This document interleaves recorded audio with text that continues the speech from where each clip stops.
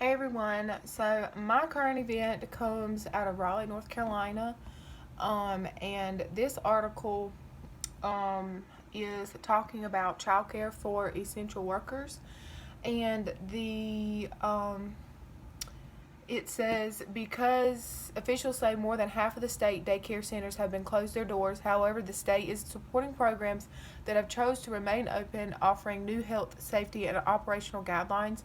So there is a number that the essential personnel that can call, and they can be referred to local programs for infants all the way up to 12 years of age, and they are provided emergency child care. The reason I chose this article is because I used to work at a daycare, and I'm still in touch with the daycare and who works there, and they are still opening their doors. And the CDC told them that they had to keep their doors open, and if there was essential personnel that needed childcare, that they had to take their child in every, I think they could take up to 2 children of the essential worker. Um, and so it says, even without a recession, she said, states are losing millions of dollars each year because of the families' lack of access to affordable child care. Um, and I just found this article really, just like my last one, I think this one is kind of a eye opener too, because not a lot of people are talking about all the stuff except for the coronavirus. Some people are not talking about what other things happen, and most of these people rely on childcare every single day and can't really help if they have to go to work and doesn't have childcare for their child. So the NSAW Code of Ethics that I chose for this article is service, providing service for all of our clients, and I would think that this would be a service of providing child care to the essential workers because they're doing so much right now. And I think that's a big part of doing what needs to be done and doing what can be helpful for these people.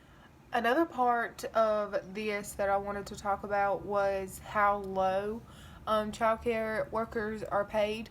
When I worked at the daycare, I made $7.25, and I can work my way up. Each 6 months, I would get a 25-cent raise, and I would work 40 hours a week. I would get overtime, and that's time and a half. But for me, I was not relying on that as my only income, and I was not relying on that to pay the bills. It was just kind of like a summer job, kind of keep my best self busy in during the school year.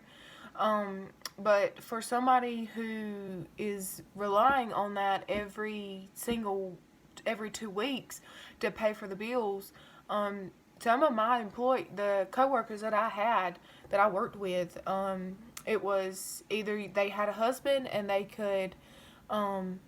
were fine, they could do it okay, and then some of them we had single moms that were working 5 days a week, 7:30 to 5:30 every single day, and sometimes that would still not be enough, and they would always ask for overtime.